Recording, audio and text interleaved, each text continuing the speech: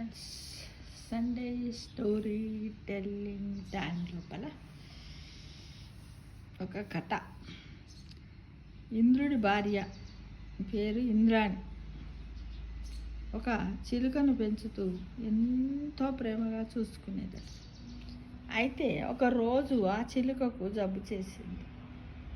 దిగులు పడి ఆ చిలుకను డాక్టర్కి చూపించింది. ఆ వైద్యుడు ఇక చిలుక బతకడం కష్టమని చెప్పింది అనమాట. ఎవరితో? ఇంద్రుడి భార్య. ఆమె పేరేంటి? ఇంద్రాణితో. ఆ మాట విన్న ఇంద్రాణి పరుగున ఇంద్రుని వద్దకు వెళ్ళి, మీరేం చేస్తారో నాకు తెలియదు, నా చిలుకను బ్రతికించండి, లేదంటే నేను చనిపోతానని కన్నీరు పెట్టుకొని కన్నీరు మున్నీరుగా ఏడ్చింది. ఎవరు? ఇంద్రాణి. ఇంద్రాణి ఎవరు? ఇంద్రుడి భార్య. దానికి ఇంద్రుడు, దీనికే ఇంత ఏడవడం ఎందుకు?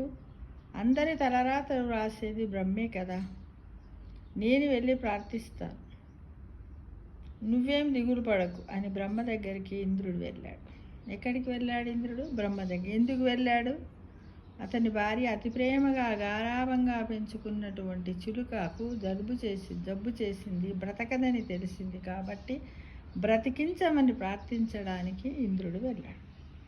ఇంద్రుని ద్వారా విషయం తెలుసుకున్న బ్రహ్మ, నేను తలరాతలు మాత్రమే వ్రాస్తాను, దాన్ని అమలుపరిచేది మహావిష్ణు, కావున మనము విష్ణు దగ్గరికి వెళ్దాం పద అంటూ బయలుదేరారు. ఎవరు? బ్రహ్మ, ఇంద్రుడు ఇద్దరు కలిసి ఎవరి దగ్గరికి బయలుదేరారు? విష్ణువు దగ్గర. దేనికోసము?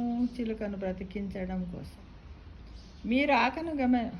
వీరి రాకను గమనించిన విష్ణువు వారిని ఆహ్వానించి విషయం తెలుసుకున్నాడు. రండి రండి రండి కూర్చోండి అని ఆహ్వానించి కూర్చోబెట్టాడు, మర్యాదలు చేశాడు. విషయం ఏంటో తెలుసుకున్నాడు. ఎవరు తెలుసుకున్నారు విషయం? విష్ణువు తెలుసుకున్నాడు.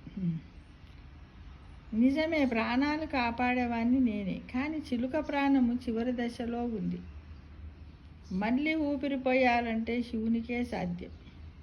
మనం ముగ్గురము శివుణ్ణి ప్రార్థిద్దాం పదండి అన్నారు. మళ్ళీ ముగ్గురు కలిసి ఎక్కడికి పోయారు? ఎవరెవరు?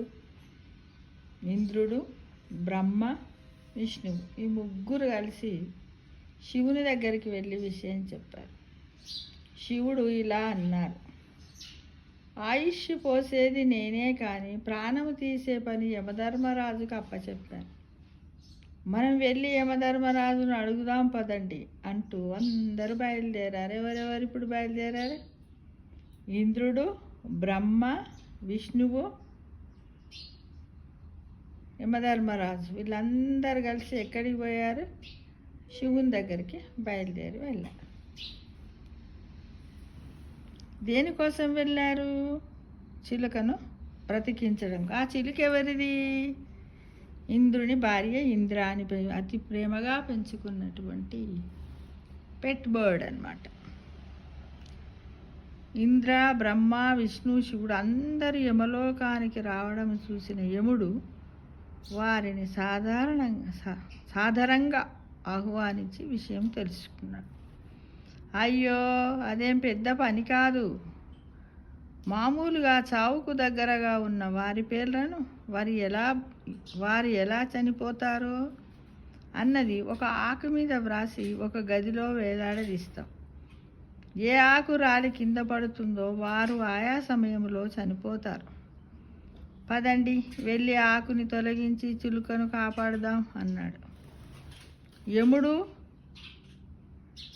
అందరూ కలిసి, యమధర్మరాజు, ఎవరెవరు వీళ్ళంతా పోయిన వాళ్ళందరూ కూడా. ఎవరు? ఇంద్రుడు, బ్రహ్మ, విష్ణువు, శివుడు అందరూ ఆ గదిలోకి వెళ్ళగానే ఒక ఆకు రాలిపడింది. ఆకు ఎవరిదో అని అందులో ఏమి రాసిందో చూద్దామని ఆకును తీసి చూడగా ఆకుపై చిలుక మరణానికి కారణం రాసి ఉంది ఇలా. చిలుక మరణానికి కారణం రాసి ఉంది ఇలా. ఏమని? ఇదే విధిని ఎవ్వరు మార్చలేరు. ఇదే విధి, ఆ విధిని ఎవ్వరు మార్చలేరు. చూడండి, అక్కడ తీగ పైన కూడా ఒక పక్షి ఉంది చూడండి.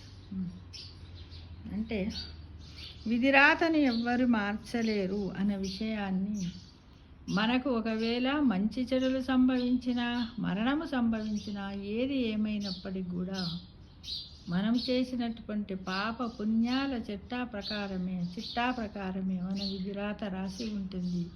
ఆ విధిరాతకు మనందరం తలవంచాల్సిందే అనే విషయాన్ని ఈ కథ ద్వారా మనం స్పష్టంగా తెలుసుకున్నాం కదా మిత్రమా. సర్వే జన సుఖినో భవంతు.